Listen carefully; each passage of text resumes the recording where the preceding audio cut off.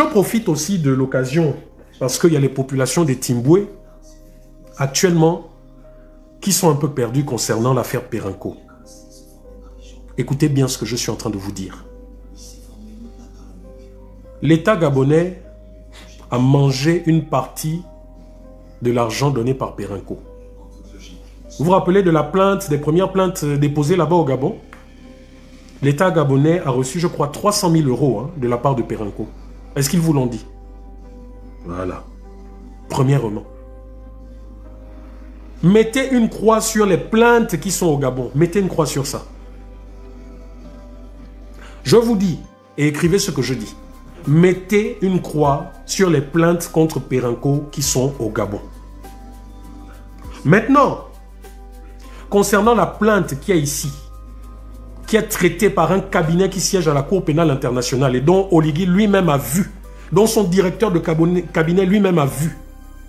Depuis 1 an, cette plainte est prête. Depuis 1 an, nous avons demandé à M. Georges Paga de compléter le dossier en nous ramenant les témoignages écrits d'au moins 5 victimes des Timboué. Au moins 5. Depuis 1 an, nous demandons à M. Georges Paga.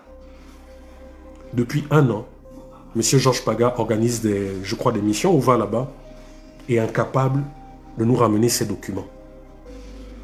Donc, à vous, peuple des Timboué, moi, Rekula, devant Dieu, devant tout ce que vous voulez, devant les ancêtres, je n'ai jamais été acheté par Perenco. Et je vous demande de vous regrouper en collectif. Je sais que ce collectif existe. Regroupez-vous en collectif. Des représentants de Batanga, des représentants de Oba, de tout Omboué, de toute la région. Nous allons organiser une vidéoconférence avec le président de Tournons la Page Internationale et avec Maître Élise Le Gall. Je vous donne son nom. Maître Élise Le Gall. C'est elle l'avocate, c'est elle qui siège à la Cour pénale internationale. Le dossier est prêt. Comme M. Georges Paga, pour des raisons que je ne sais pas, est incapable de ramener ces derniers éléments pour le dossier, j'ai donné déjà à certaines personnes que vous connaissez le contact direct de ces personnes.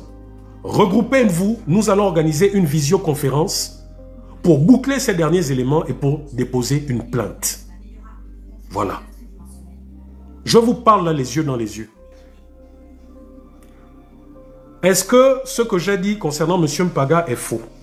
J'ai dit et je redis que nous avons demandé à M. Georges Paga depuis 1 an de nous ramener ne fût-ce que 5 témoignages. Parce qu'en fait, le dossier, il est complet. Les preuves des pollutions, des machins, hein, même les témoignages en vidéo, tout ça, c'est là. Mais vous savez, la justice a besoin de témoignages écrits, pièces d'identité des personnes, etc., etc. Depuis 1 an, le cabinet d'avocats, nous demandons, les mails sont là, hein, les mails font foi.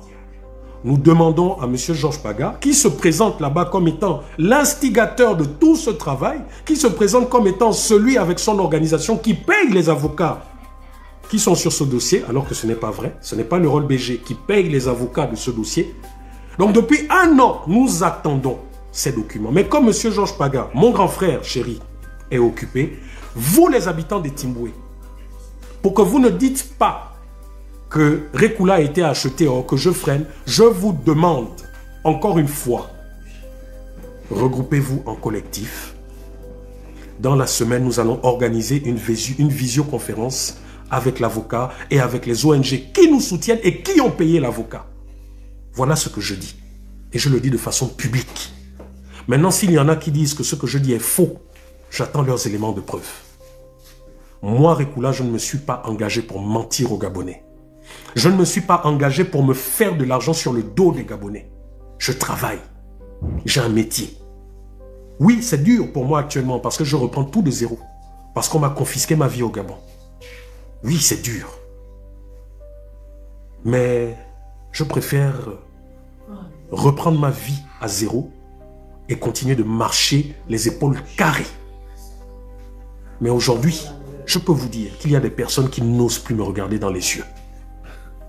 Il y a des personnes qui ont été corrompues, qui n'osent plus me regarder dans les yeux. Ok? Voilà. Donc ça, c'était la petite parenthèse.